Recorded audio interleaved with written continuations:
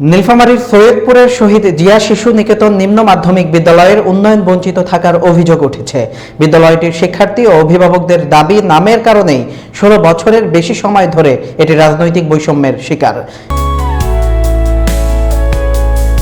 1982 সালে প্রতিষ্ঠিত এই বিদ্যালয়ের বর্তমান একাডেমিক কার্যক্রম চলছে জরাজীর্ণ ভবনে।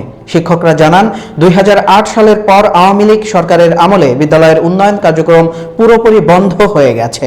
বিদ্যালয়ের প্রধান শিক্ষক মোহাম্মদ ফিরোজ আলম জানান, সরকারের বিভিন্ন দপ্তরে আবেদন করেও বরাদ্দ মেলেনি, এমনকি টিআর প্রকল্প থেকেও অর্থ বরাদ্দ হয়নি। দীর্ঘদিন সংস্কার না হওয়ায় ভবনটি এখন শিক্ষার্থীদের জন্য ঝুঁকিপূর্ণ হয়ে পড়েছে। আমি শহীদ জিয়া প্রধান শিক্ষক।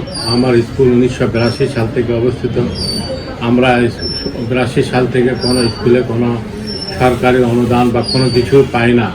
সরকারের কাছে অনুরোধ, আমাদের শহীদ জিয়া বেহাল অবস্থা আছে, সরকারের প্রতি অনুরোধ করছি আমাদের শহীদ জিয়ার প্রতি নজর রাখার জন্য অনুরোধ করলাম। বাচ্চাদেরকে নিয়ে কোনো প্রতিষ্ঠানে কোনো অনুষ্ঠানে অংশগ্রহণ করতে গেলে আমাদের নামের তালিকায় নাম পাওয়া যায় না, আমাদেরকে নাম লিখিতভাবে নাম দিতে হয়। আমি শহীদ জিয়া শিশু নিকেতন নিম্ন মাধ্যমিক স্কুলের সহকারী শিক্ষিকা। আমাদের স্কুল প্রতিষ্ঠান সম্পর্কে আমি বলতে চাই, এই অনেক দিন থেকেই মনে করেন আমাদের স্কুলে শহীদ জিয়া শিশু নিকেতন, শহীদ জিয়ার যেটা নাম, এই জিয়ার নাম শুনে মনে করেন আমরা অনেক কিছু থেকে বঞ্চিত। অনেকে এই নাম শুনে আমাদের প্রতিষ্ঠান থেকে মনে করেন কি যে একটা হয়ে যায়, আমি কিছু বুঝতে পারি না। এই জিয়ার নাম থেকে মনে করেন বাচ্চাদের ভর্তি, টিচারদের অনেক সমস্যা আছে। শিক্ষার্থীরা ক্ষোভ প্রকাশ করে জানান, খেলাধুলায় অংশগ্রহণের জন্য কোনো আমন্ত্রণপত্র পায়নি তারা। এমনকি শহীদ মিনার না থাকায় মহান শহীদ দিবসে অন্য বিদ্যালয়ে গিয়ে পুষ্পস্তবক অর্পণ করতে হয়। আমি এই স্কুলে পড়ার জন্য কোনো খেলা বা কোনো স্কুলের প্রোগ্রামে অংশগ্রহণ করতে পারি না। আমি একজন শহীদ জিয়া স্টুডেন্ট, অষ্টম শ্রেণী পড়ালেখা করি, খেলাধুলা করতে পারি না, কোনো কাজ করতে পারি না।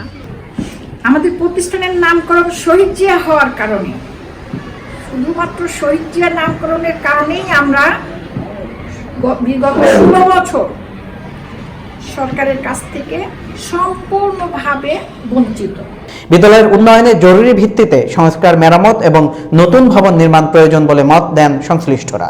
উপজেলা মাধ্যমিক শিক্ষা কর্মকর্তা মোহাম্মদ সাইফুল ইসলাম প্রামাণিক জানিয়েছেন, বিদ্যালয়টি দীর্ঘদিন বৈষম্যের শিকার হয়েছে।